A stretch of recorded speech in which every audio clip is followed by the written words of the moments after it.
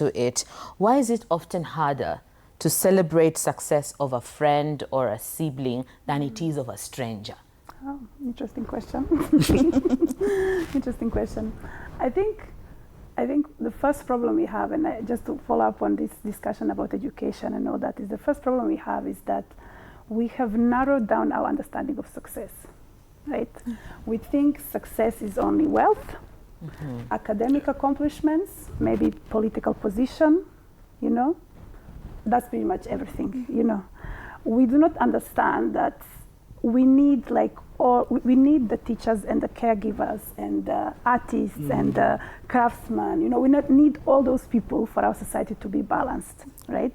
So there is a challenge in understanding that academic success in terms of grades is not, number one, doesn't necessarily directly translate into success in terms of financial substance, for example, financial success, and two, that even if it does, that financial success is not the only form of success, you know.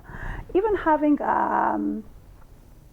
wholesome, maybe, and a well-balanced, you know, family life and personal life is also a form of success, you understand?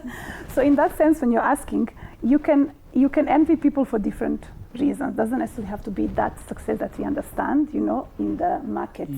As you know, this guy is so successful. Look at the car he drives, you know, or he won seat of, I don't know, he's the MP of what or what, yeah. So there are small things that, and that's why it goes back to what you're asking. Why is it more difficult to celebrate the success of people who are close to us? I think it goes back to one, you're constantly comparing yourself with them, you know. So it feels more close to home. So it feels like more he's taking this success from me, or he's taking the spotlight within our small circle away from me and onto himself, right?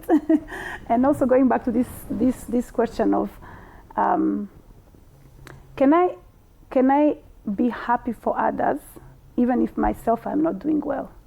And I think that to go back to the psychologist to say that I think it's extremely difficult for a human being to find joy if themselves they don't feel fulfilled. So now that could be different forms of success, you know. So that could be also, as I was saying, for example, me and my best friend, we got married around the same time, you know. She has 2 kids, me, I really want kids, I don't have kids yet, you know. Immediately that becomes a point of tension between us. I will start looking at this woman through a different lens, right? So that is not necessarily financial success or another form of, you know, like a capitalist approach to success, but I am seeing like she has something that I don't have. Yeah. The self, I think that's what you're touching on. The self, it starts with you. What are your thoughts, Beverly? I agree with what you said. And even to just build on it is that when you have seen, say when you're talking about your friend and you have seen the journey you have walked together, then it becomes easy to relate with them. And so you expect that whatever it is we are going through, we should go through together. So why is it different for you that you seem like you're doing better or you're succeeding?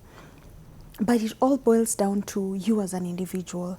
When you don't feel happy for this person, what is it innately in you that has been triggered? Is it a self-esteem that is low for you, that now when you see other people thriving, they look like competition to you? Is it a traumatic experience maybe that you have gone through, that when you look at another person, then it reminds you of what you should have? When you hear someone else talking about their joy, you know, maybe even saying, sometimes it's not even a big thing, it's something as simple as having a conversation with a friend and she's saying, you know, my mom and I are so close friends, yet probably you and your mom are not close friends. Then it becomes a point of competition. Or sometimes you even get the feminist story that has been going on. We look at it and we start competing with the men. And we forget what it is that we're talking about. It's not about, so is it the competition that we're talking about? Is it are you and me, or is it just empowering, say, me as myself? So it has to do with a lot of looking inwardly at yourself as an individual and being honest with yourself and realizing when you see that you're not happy for this person, what is it in you that you feel has been triggered? Do you feel left behind?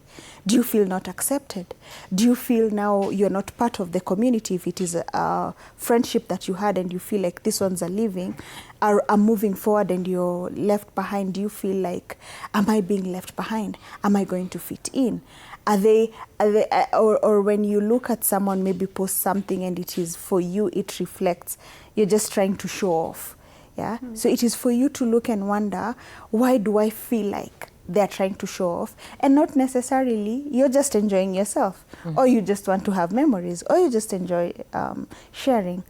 At the end of the day, it is an innate thing, and what triggers maybe even this one competition thing can be an array of different things for different kind of people. Amazing. Let's